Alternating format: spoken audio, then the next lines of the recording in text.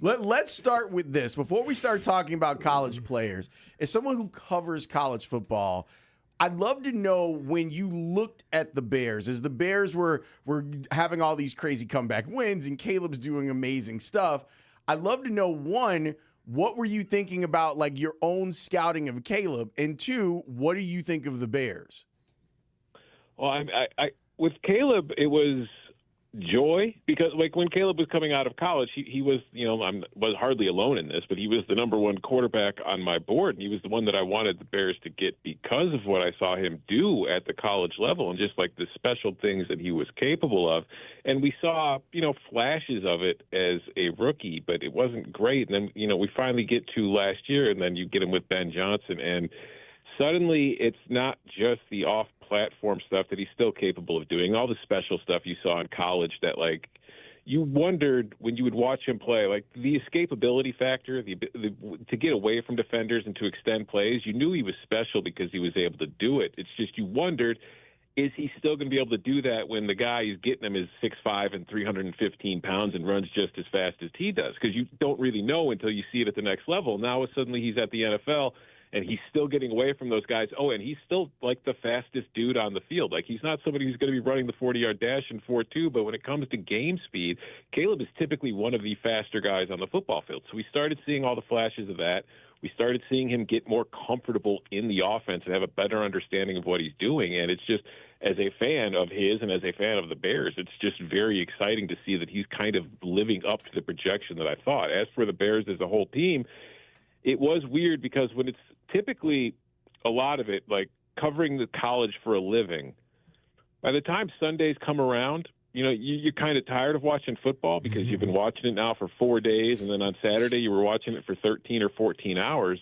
So, like, when the Bears were bad, it was pretty easy to check out and just kind of move on and have a day off. But now it was, like, just different because since the Bears are good, it's like this is the first time I was really invested in Sundays in a while. So, I mean, just as a fan, it was a lot of fun. And, frankly, it's just as a football personnel type of guy, it was a lot of fun to see a guy take that kind of leap. And he's also just happens to be wearing the uniform of the team you care about while doing it, too.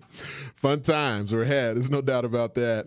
And the Caleb era in college was sort of the infancy of NIL and the opportunity for players to profit beyond just their same scholarship that, I was getting a quarter century ago.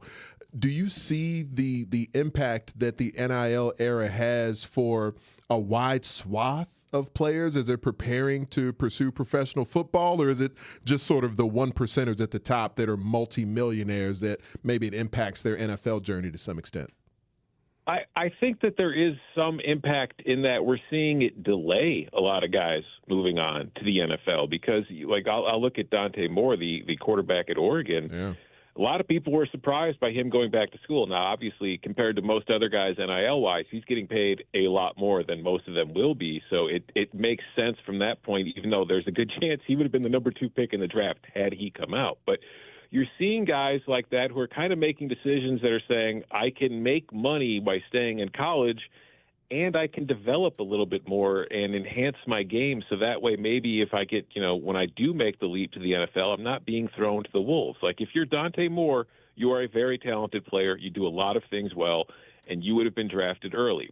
But now you get to kind of work out the kinks for another season at Oregon before maybe getting taken by the Jets and just being thrown to the wolves and, told to sink or swim. So you're putting yourself in a better situation. On the flip side, as far as the NFL draft analysis, not just as far as preparing guys for the league by, giving them a little more taste of the professional life at the college level than what maybe they were, experiencing 10, 20 years ago, I think that the draft classes as a whole don't feel as exciting because there's not so much mystery box factor. Like there's not a whole lot of second or third year guys who hardly played that are going in the draft that are like toolboxes that you can dream on. Most of the kids coming out now are, 21, 22. They're really not kids. Some of them are 23 and 24. They're finished products. So I think as far as team evaluations, it gives you a better idea of what you're getting. Like there's not as much mystery, but it also kind of impacts the draft. Like I look at this class in particular. Compared to recent classes, I don't think this class is as good overall, but I also feel that it's got a higher floor than a lot of classes, to where you might not get a superstar, but you're going to get somebody who's probably going to be in the early rounds a quality NFL starter. And maybe some of the guys that slip through to the later rounds will also, like they always do, sneak up and have fantastic careers. But I just feel like in that first round, you're going to get a lot of guys who might not be Hall of Famers, but they're going to be above average starters for a while. Your latest mock is out on CBSSports.com. People should check it out. I want to ask you about who you already have the Bears picking, but I want to go one pick before. And the reason why is that I obviously spend a lot of time watching Alabama football. And often there were highlights of Kaden Proctor that could be sent around because he's freakishly athletic. But the thing about him is that you do wonder what happened after Saban left, if he still had the desire to be the best version of himself, because I don't think that we necessarily saw that even with the flash plays on Proctor. I don't think that we necessarily saw the best version of him. So what do you think of him? Because I see the Bears with a need at left tackle, and if that guy's still around, it might be worth it to do the project and hand him over to Dan Rochar. Well, first of all, what you mentioned is he is a freakish athlete, and not just for a left tackle, because he's not your typical left tackle, because he is a giant human being. Like, if I stood next to him once on a football field, and I wondered how in the world we were even the same species. I'm talking about a dude who's like 6'7", 360, 365 pounds, but obviously when you're he doesn't look like you would expect somebody who weighs that much to look like. It's just, and then you see the capability he has to move his feet and his footwork, and you're like, oh my God, how is this? This is not a human being. But yeah, as you mentioned, like when he first started at Alabama, first let's start by saying he started at left tackle in the SEC as a true freshman, which is not something a whole heck of a lot of people have the capability of doing. But there were a lot of times watching him as a youngster where it was like, all right, he's huge, but he's getting bullied by guys half of his size. So like I would often, you'd hear the phrase, looks like Tarzan, plays like Jane. There was a lot of that his freshman year. The good news is he got rid of it. As a sophomore and as a junior, his second, third years, he was playing much more to his size. The problem I have, or I think the thing he needs to figure out, is the conditioning to me isn't there, which could be going along with the fact that, again, he's listed at 6'7" at about 360, 65 pounds. I do wonder if at the NFL level he would be better off maybe shedding some of that weight to just stay in better conditioning shape over what is going to be a very long season. But I think when you look at how he's going to test, you look at his athleticism, there is definitely going to be an NFL team that looks at that guy and says, this is somebody who could be a franchise left tackle for 10 to 15 years if we could just get him on the right path. Now, I think that is possible, but as I wrote in my mock draft, it's not like Alabama hasn't been a professional operation. They've done a very good job of developing these guys, and we haven't really seen him take that step. But he's also still, unlike a lot of the kids in this draft, he's very young. So there's a lot of projection left there, but it's very easy to fall in love. And I look at this class of tackles overall, and it's very deep. I do think that Caden's ceiling is probably higher just based on his size and athleticism of what, if you really truly want to dream on what he could be, if you're looking for the guy that you think could put on a gold jacket one day, I would say this guy has the best chance of being that guy. I'm not saying it's a good chance, but I'm saying he has that chance more than some of these other guys who are probably going to be solid players. So I wouldn't be shocked at all if he ends up going in the top 10. I had him falling to 24, like you said, right before the Bears. But by the time they go through this process, and especially the underwear Olympics that are currently taking place in Indianapolis, by the time he's done with all this, he could fly up boards. And then also depending on how he does in the interviews. We got to see what the combination of Ruben Bane, Akeem Mesidor, what they could do in leading a Miami offense that was rather dink and dunk throughout much of the college football playoff, but a defense. It was kind of like a Houston Texans scenario. Everybody who was locked in on the NFL postseason, college postseason, the team made the national championship game with a rather similar approach. Frankly, Carson Beck was playing actually significantly better than C.J. Stroud was in the postseason, which isn't saying much. But if Bane and his wee tiny arms, if that's really an issue for teams, could he potentially fall to the Bears at 25? I can't rule it out. I have a hard time thinking he would fall to 25. I think that, obviously there was the big reaction to his measuring for arms. I think they were measured at 31, but you're already seeing the reports of saying, well, some teams measured him in their private workouts and they had him at over 32 and blah, blah, blah. I don't care. Like, I know the history of the guys with the short arms, but the thing is, his wingspan is still incredible because his shoulders are like 70 feet wide. Like, he is a giant framed human being. He might not have the longest arms, but he is a giant human being. And for me, it's one of those situations where it's like, just watch the tape. Like, I remember the first time I saw Ruben Bane play, his freshman year at Miami. I mean, and this was a good team. It wasn't quite the team that it was this year, but this is a freshman out there, and I'm watching him play, and I was like, oh, my goodness, who is this guy? I mean, I wrote his name down. Like, I keep track of notes as I'm going for years of these guys online on a Google Doc, and I had Ruben Bane, and I can't say what I wrote, the first thing in my notebook about him on the air here, but, you know, it was very complimentary and very profane.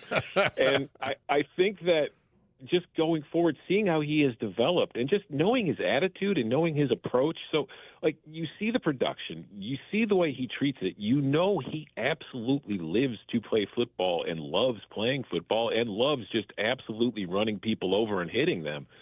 I think he's going to go early. He could slip, though, because we've seen it so many times. NFL teams will outdumb themselves when it comes to all the measurements and all that kind of stuff. But this is a good football player. He might not be a Hall of Famer.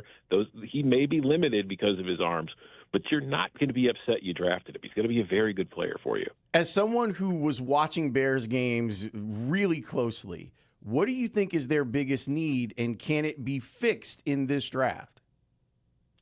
I think they need more pass rush, and I don't think it's just one guy. I think if you look at, like, the Seahawks, you know, they didn't have anybody with like 15 sacks this year, but they had 7 or 8 guys capable of going to get the quarterback, and I think that's what you kind of need at the NFL level. And I just feel like with the Bears, they did not have that this year. I think that their pass rush was pretty ineffective for the most part, to be frank. And I think that is something that you're going to want to address now, whether they do that via the trade, although I think Max Crosby is going to be very expensive, and I don't know if the Bears have enough to go get him, particularly with the cap space that they have.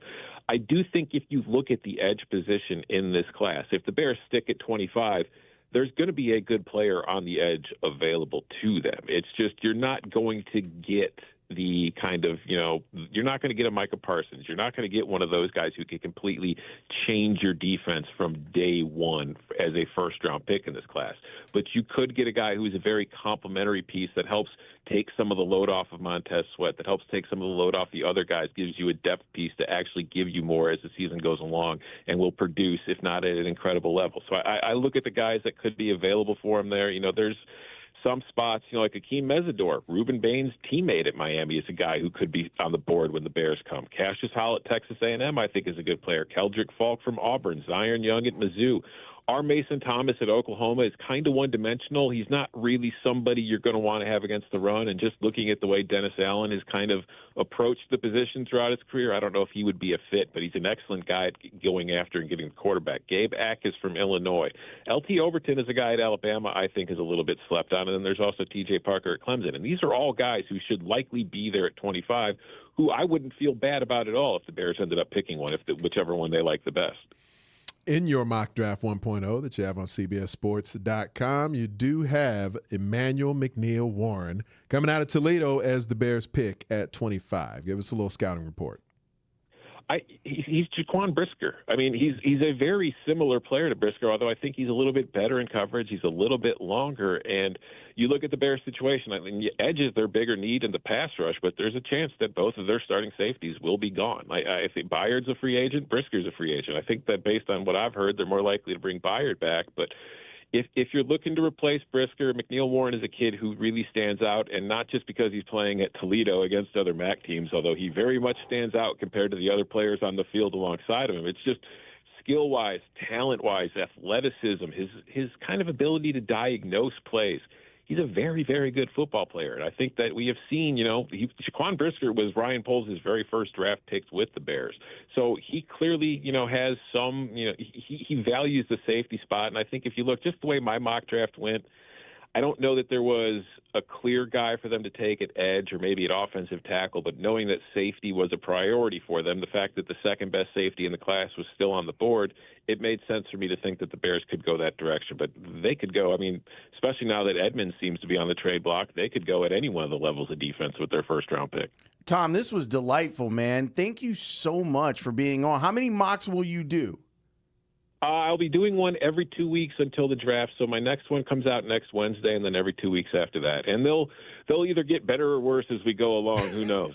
Well, I mean, so far so good. How frequently within the mock infrastructure will you be dunking on Danny Cannell? Oh, of course. Always, every day that I get the chance to, yes. All right, I like it. Tom, this was really great, man. Thanks so much for helping us kind of realize what this segment could be. You knocked it out of the park. Thank you.